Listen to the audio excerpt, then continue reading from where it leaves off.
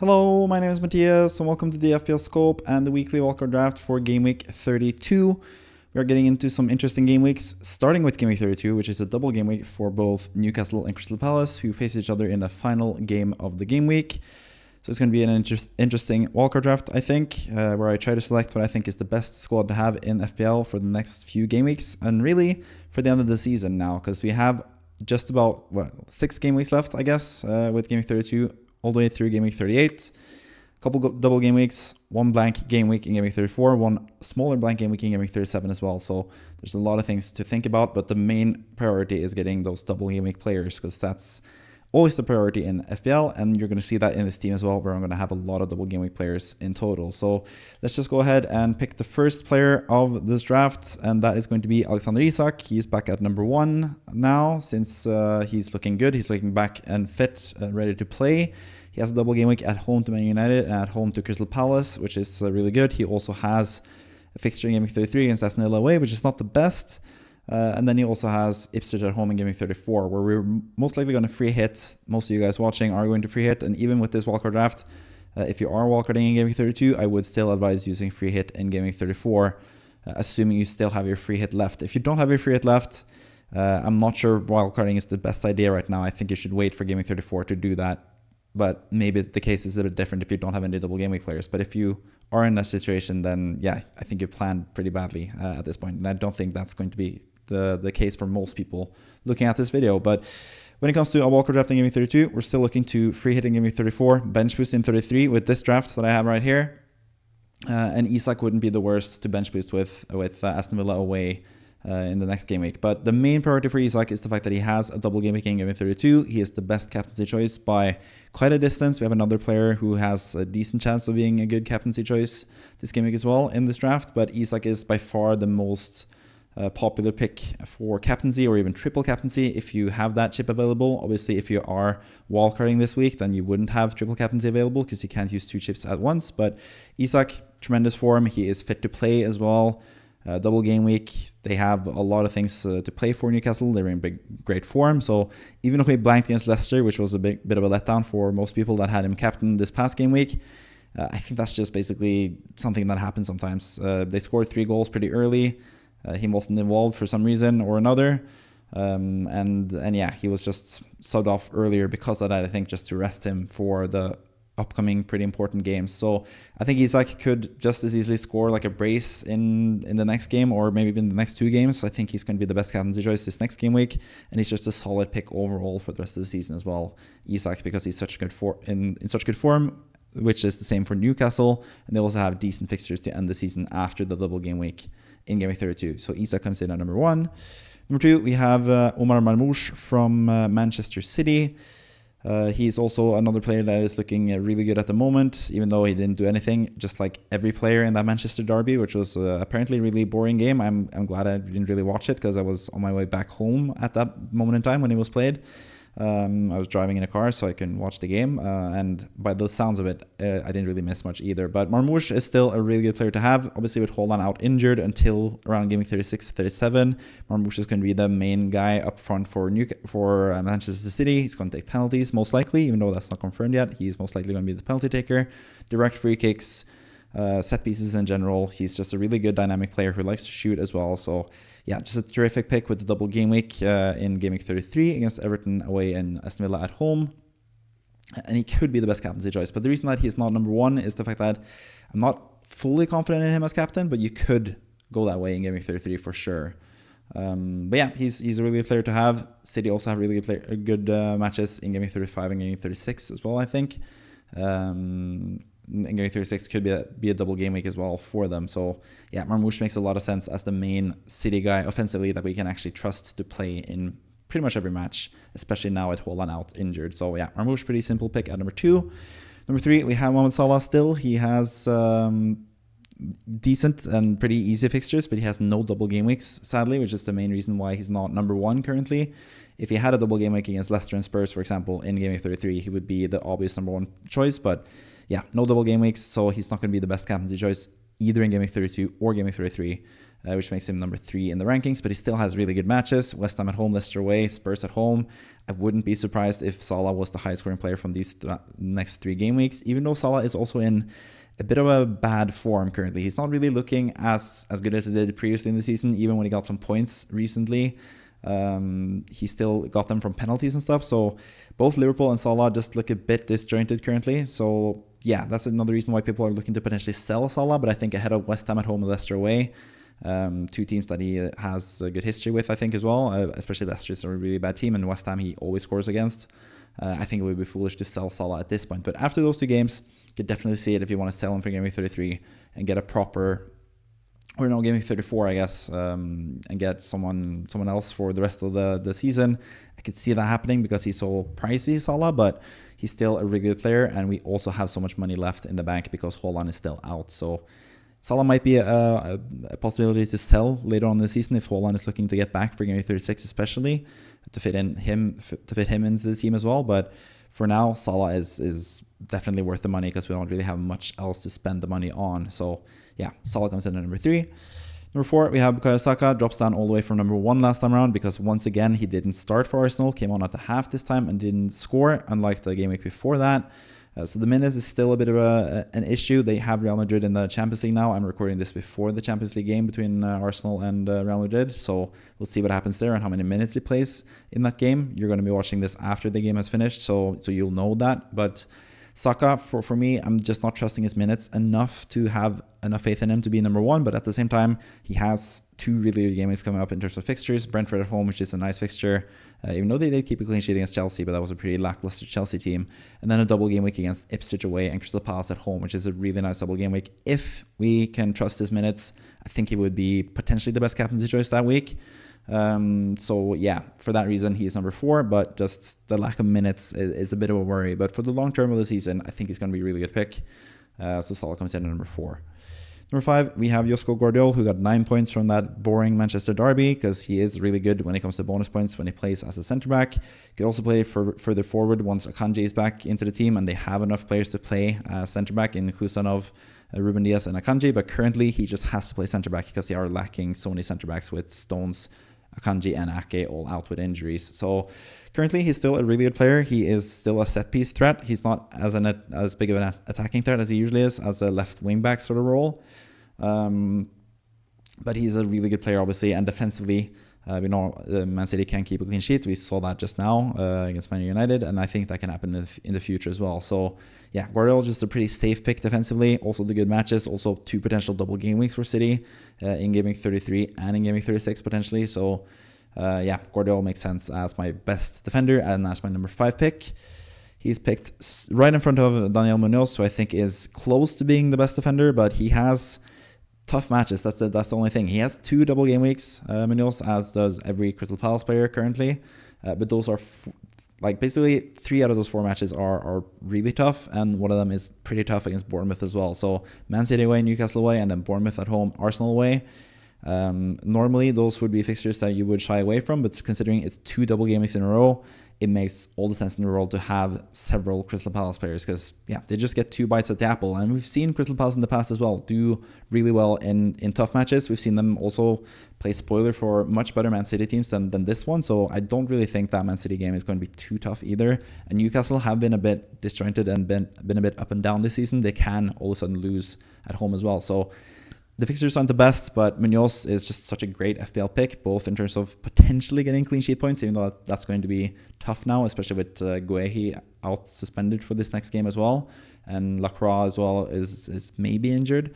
So defensively, clean sheet points, can't really trust them, but I wouldn't be surprised to see him get at least 1 clean sheet from those 4 games. So yeah, that's always a plus anyway, but he also plays so attackingly, and he scored this past game week, even though they did concede against Brighton. He did get a goal and got 8 points in total. So yeah, he's just proving his worth pretty much every single game week, getting points, whether it is from attack or from defense. But he can also do it a double up and get both clean sheet and a goal. We haven't really seen that so far, but that could still happen. That could still be on the cards with Muñoz. So he's also a really good pick and comes in at number 6. So it's basically the same top 6 as last time around because those players are just really important to have, especially in these double game weeks and stuff. And Salah just being Salah, even though he has been struggling a bit lately. But yeah, let's move on to number 7, who's a new player. with a green font, and that is Jacob Murphy for Newcastle, and that's off the back of 2 goals. Kind of lucky second goal, I guess. Not really something you should count on him to get, but he is just at the right place at the right time because he's really quick. He's playing attackingly for a really good offensive team. They have a double game week now against Man United and Crystal Palace. So for this game week in particular, Murphy seems like a really good player. Could go with Gordon here as well, but he is still an injury doubt, so I just don't trust him enough, especially going into a double game week now. If the double game week goes and give me 33 instead, Gordon would probably be the priority here. But if we get news leading into the deadline that Gordon's going to be fit and available to play both games, you could easily just swap Murphy for Gordon in this wildcard draft and try to make up the money somewhere else, I guess, in the draft. So yeah, you have that option, but with Gordon still a doubt, and Murphy off the back of a really nice performance, I think it just makes sense to have him, especially for that really, really cheap price he has. And also apart from that as well, he has more goals and assists than Gordon this season currently. So it's not like he's a bad pick either. He is a really promising and good player, but just a lot of people were sort of put off by him because some people went for him as a differential in game week 1 and he didn't really deliver at the start of the season. But now seems like a pretty important member of the squad, and he's also in the right positions, as you saw this past game week, to score goals. So yeah, just makes a lot of sense for the double game week now in game week 32. But for the long term, maybe not the best pick, but for game week 32 especially, if you're wildcarding this week, I think it would be because you want to get in players like Murphy, who you want for this game week in particular. So he comes in at number 7. Number 8, we have Morgan Rogers, who's also been in really good form lately, which is interesting because a lot of people are mad that he's in good form because they haven't really gotten the points when he's been delivering. But for me, it's sort of been the opposite. I've played him in most game weeks where he has gotten a lot of goals and assists and stuff. The one notable exception was the one time where he got a goal and assist against Man City. But apart from that, he's been really good this whole season, especially as just a all-out player. But in terms of goals and assists, he's also delivered lately. There is a bit of a doubt when it comes to Aston Villa when it comes to minutes, because they are still in the Champions League facing PSG now. So that might make him a bit of a doubt against Southampton, but that is still against Southampton, so you really want to have him in case he starts. And he has started pretty much every single game so far this season. He's just a machine and plays 70 plus minutes in almost every game, and Emery just completely trusts him. So yeah, I would definitely start him against Southampton, even though there is a chance that he might get rested. But then he also has a double game week against Newcastle and Man City the following game week, which is a tough double game week, but it is, again, a double game week, which is better than nothing. And Rodgers is really cheap, and we just know the minutes are more secure than all the other Aston Villa midfielders. So yeah, just prefer him as a player over the other Aston Villa attacking assets, basically. So he comes in at number 8. Number 9, we have Jean-Philippe Mateta still up front. He did score against Brighton, finally got his goal and looked a bit better, and now also Nketiah is out suspended, so you would expect Mateta's minutes to go up even further in the next few games. So I think for the next 2 game weeks, he's going to be a really good player to have, especially seeing as Crystal Palace have those 2 double game weeks in a row like no one else has. So Mateta makes a lot of sense as well. I think he's a pretty safe choice as the 3rd striker, but there is Evan Nilsson as well, who's looking a bit better now as a striking option. You also have someone like Welbeck, for example, you could choose, but with the double game weeks, you just have to go with Mateta because he is really, really good at the best level. And we saw the end of last season, he was really, really good, and he's looking back into form now as well, with his air injury sort of moving further away from being like an issue, basically. So yeah, he looks better. Nketiah's out, so he's going to play against Man City for sure. So yeah, I think it just looks like a really good player, but the fixtures aren't the best for Palace, even though they have 2 double game weeks. But yeah, Mateta's still a really good and safe choice as the 3rd striker, and most people have him as a striker at this point, and I think it's pretty much a good idea to have him in your team. So he comes in at number 9. Number 10, we have William Saliba still from Arsenal. I did consider potentially getting Timber because he is fit now. It seems like he came on this past game week and played, so I think Timber's going to play most games going forward. Could also go with someone like Kivior for cheaper, but I'm not quite sure if Kivior is going to play every game. Again, I'm recording this before the Arsenal against Real Madrid first leg in the Champions League. If Kivior doesn't play that game and Timber plays in centre back, I think Timber is an even better pick as like a long-term pick. And if Kivior plays, he might be the best long-term pick. But Saliba is just the safest option. We've seen him in the past as well without Gvardiol in the defense. He also takes more responsibilities when it comes to attacking set pieces and stuff. So I think it's just a safe player to have from the Arsenal defense. But you could also make a case for a double Arsenal attack rather than double Arsenal defense. Maybe you want to do that, but I haven't done that in this instance. But you could also still go with Merino instead and not have Saliba and have someone like Raya instead in goal. But I think Saliba just has that slight attacking threat over Raya, obviously. And yeah, he's just a safe pick who's going to play every single game for Arsenal now. So yeah, he comes in number 10, even though he is like not the most exciting pick, but he is a really safe one playing for a really good defense with some really nice matches coming up. So Saliba comes in at number 10. Number 11, we have Dan Burn still. I have not gone for Livramento still, even though Livramento got 11 points and I got some extra points from the assists this past game week. Obviously, he's more attacking when it comes to open play, but when it comes to set pieces, I think Burn is still a better pick. He's also 0.1 cheaper, so you also save a bit of money there. And I'm just going to stick with Burn because, yeah, next time it might be him getting the goal return, unlike this past game week when it was Livramento and Fabian Schär who got the point returns. So yeah, Burn, again, Newcastle is just a double game week, which is the main reason that he's in the team. But after game week 32, might want to move him on, so that's why he's a bit lower down on the totem pole. But for this game week in particular, I think triple Newcastle is the main thing to have, and I think Burn is probably the safe choice defensively for Newcastle as well in terms of price, potential attacking threat, also clean sheet potential. So yeah, he comes in at number 11. Number 12, we have David Raya. We have double up on Arsenal defense because I think still they are going to be good defensively. They have conceded lately, but the goal against Fulham was like really late and really like fluky. The goal against Everton was a penalty that they shouldn't have gotten against them, basically. And to be fair, also Raya did a pretty bad job at the penalty. He went way too early. I was hoping for a penalty save there as a Raya owner myself, but anyways, I think Arsenal are going to keep some more clean sheets going forward. They have been unlucky not to do so the past 2 game weeks. And I think doubling up on their defense is perfectly fine currently, even though they haven't really gotten returns lately. I don't think that's a big deal because they are still a really good defense who don't really let in that many chances. So yeah, I still think double up on Arsenal defense is good. So Raya and Saliba is in the team, and Raya is the number 12 pick because the goalkeepers aren't as important as defenders in my view. So yeah, he comes in at number 12.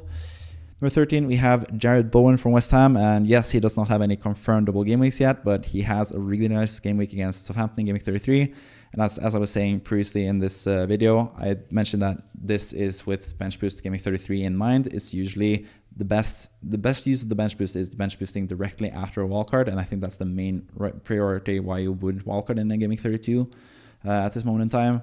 And as a bench boost option against Southampton at home, Bowen is really, really good. And he has that potential double game week in game week 36 as well. If Nottingham Forest beat Manchester City in the FA Cup semi-final, Nottingham Forest and West Ham will most likely be a double game week in game week 36, which would mean a double game week for West Ham, which would be also really nice for Bowen. So yeah, some nice matches. The game week 33 match against Southampton in particular is really nice, but at the same time, Bowen is a bit expensive for someone that doesn't have a double game week, but at least he's in good form, scored against Bournemouth, and is just a really good player all around. I'm a huge fan of him, obviously, as a West Ham fan as well. You can easily bench him against Liverpool and then play him in game week 33 on your bench boost or even as a starter if you don't want a bench boost. Yeah, decent fixtures all around and just a really good player. So Bowen comes in at number 13. Number 14, the backup goalkeeper is this time around not Jordan Henderson. I always seem to do that mistake. Dean Henderson from Crystal Palace. I just felt like I needed to have a Crystal Palace player here. You can play him in game week 32. You can have him as a bench to boost option in game week 33 as well, and hope for a clean sheet or some penalty saves or some saves in general. Maybe I just feel like you need to have triple Palace, and currently, yeah, I just prioritized having a goalkeeper over someone like Sar or Eze. But yeah, you might want to change that around. Maybe you want to have Areola and Eze or Areola and Sar instead. But I'm not really trusting Areola to keep his place now anyways for West Ham. So yeah, figured since I just had that final spot open from Crystal Palace, I could just use the Palace goalkeeper, and I went for Henderson. But not completely sold in, obviously, as you can see from both my face and my tone of voice and the fact that he's number 14. Also a bit doubting myself if I should have Bowen or not in midfield and not have a Palace midfielder, because yeah, that might be the better case. But anyways, Henderson still a solid choice as a goalkeeper because he has 2 double game weeks, so he comes in at number 14. Number 15, we have another West Ham player with the view to bench boost in game week 33, and someone you can bench in game week 32, and that is Wan-Bissaka, who is going to be a safe starter for West Ham. Plays quite attackingly as well for West Ham, so both clean sheet and attacking return potential for him, especially in that game against Southampton, which is a really nice fixture for West Ham, obviously. But yeah, he comes in at number 15 because it's basically just the final defensive spot. I can possibly give it to like a City defender. I did think about Ruben Diaz, who I brought in to my own team this past game week. But I just want to save money, I think, for this team because, yeah, I don't think Ruben Dias would start this game week either. And Wan-Bissaka in Southampton is not quite as good as a double game week against Everton and Aston Villa for City, but yeah, it's still pretty solid. So yeah, Wan-Bissaka comes in number 15 in the team and completes the squad for this wildcard draft. And we also see that Henderson, Wan-Bissaka, Bowen, and Murphy are new players since last time. 4 players coming in, which means that 4 players have dropped out. So let's take a look at the players that have dropped out and talk about why they have been dropped this time around. First and foremost, we have Ismail Assar, who's just been really disappointing in the last 2 games. Hasn't really created anything, hasn't really gotten anything in terms of expected goals and stuff like that. Expected goal involvement, so a bit down on him currently, but I am also sort of second guessing myself when it comes to Sarr, because all of a sudden he can score again. It's just the fact that whenever he's a popular pick in FPL, he has really struggled this season, and that's basically just like superstition, I guess, because there's really no rhyme or reason why he would perform worse whenever people have him, but that's just been the case so far this season. So I think he's still a really good option to have in midfield. You could definitely go with him rather than Bowen and have a double game week players for the 2 next game weeks and just pick a different goalkeeper than Henderson. But I've just dropped him because he's looked pretty off it the last 2 game weeks. But yeah, he's still a good pick. Eze is still a good pick, but yeah, just went without Crystal Palace midfielder because they have just really tough matches if you look at the match difficulty rating that they have. Aside from the fact that they have double game weeks. But yeah, Sarr is still a good pick, but he has dropped out since last time. Nick Pope also dropped out to make way for Murphy in midfield. You can't have more than 3 Newcastle players, so Pope has to drop out to bring in Murphy. Sabinho also wasn't playing last time around, was benched, so he's also dropped out. He's the 15th pick or 14th pick or 13th pick, I can't remember exactly. Last time, I can't actually remember exactly because it says it right there, 14th pick. But yeah, he's dropped out since he didn't play. Can't really trust his minutes, and it's Man City. I just don't trust any Man City players, and I want to keep that spot open in case something happens. In case Foden, for example, looks really, really good at game week 32, you want to have him for game week 33. And have that spot open, I guess. So yeah, Sabinho has dropped out. And Konsa as well, thought he was undroppable, but then he was dropped for Aston Villa. I think that actually counts well for him when it comes to minutes going forward, because he is going to play 90 minutes most games. It was just this past game week he had a rest for 1 game week. I think he's going to be back in the starting lineup, and I think he's a decent player, but I do just prefer Wan-Bissaka because even though there's a double game week for Konsa, it is against Newcastle and Man City where you do expect them to concede. So I think Wan-Bissaka is just a better choice currently. So yeah, I went with him as number 15 rather than Konsa this time around. So yeah, that is all 15 players, all the 4 players that have dropped out since last time. We also have 3 players that were on the cusp that I was close to having in the squad but didn't for some reason this time around. First and foremost, Cunha. Wolverhampton have really good fixtures. They just don't have any double game weeks, which is why people aren't really talking about their assets, but they look pretty decent the last few game weeks. Scored a couple of goals here and there. Strand Larsen has been really good, but I think Cunha is the main man, and once he's back on penalties as a talisman, we've seen him previously in the season, how good he has been. He's raring to go probably because he's just been suspended. He hasn't even been injured. He's just been suspended for a long time. So there's no reason he shouldn't be fit enough to play. Maybe match fitness, I guess, but he did also play for Brazil in that time frame as well. So I think he should be raring to go. It's just the fact that he has no double game weeks, which is why he's dropped out. Evan Nilsson is another really good pick in up front, who also doesn't have any double game weeks, but could get a double game week in 36. He's also a good option, but yeah, currently I think the 3 strikers are just really good in Isak, Marmoush, and Mateta, so I wouldn't really pick someone else, but Cunha is definitely someone you could pick, especially if you don't have a free hit in 34. I think he's pretty much essential to have Cunha, so yeah, he's someone to mention. And Bowen as well has looked really good since we all dropped him on Game Week 30 wildcard, or Game Week 31 wildcard. The last 2 game weeks, he scored a goal in Game Week 30, and then in Game Week 31, he was really close to scoring against Chelsea as well, so he just looks really good, and the Brentford fixtures are getting better and better now. They had just one tough fixture now again, against Arsenal, and after that they have a couple easier fixtures beyond that. So yeah, I think Bowen was going to be a really nice pick going forward. He's been so solid this whole season, and Brentford are just a really good team when Mbeumo and Wissa are playing, and that's what's currently happening. So yeah, Mbeumo was definitely someone you could consider.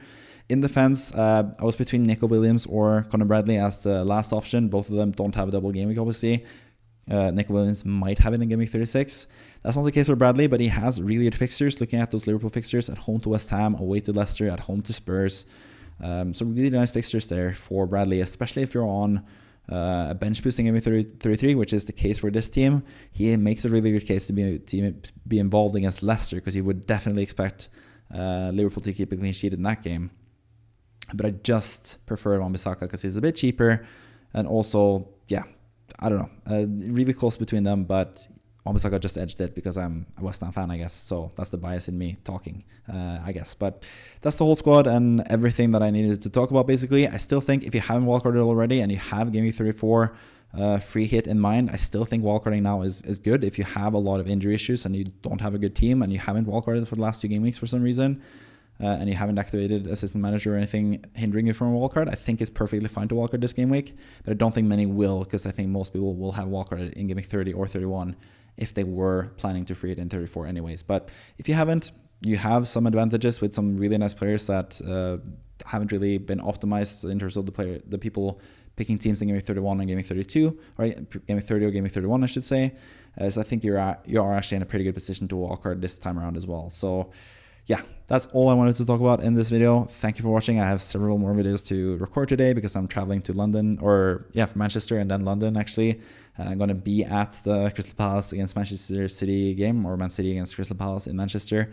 It's going to be really exciting, especially seeing as I'm going to have Glasner as my assistant manager and I'm going to be sitting among City fans.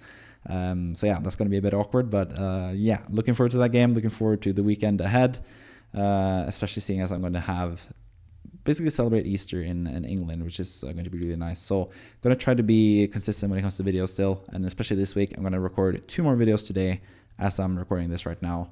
So you'll have plenty of content, even though I am going to be in Manchester from Thursday onwards, but you're going to get content from recording from the Tuesday, which is today.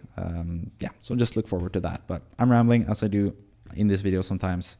Hope you enjoyed it. Hope you subscribe to the channel. I hope you liked the video. Please comment down below if you have any questions or anything like that.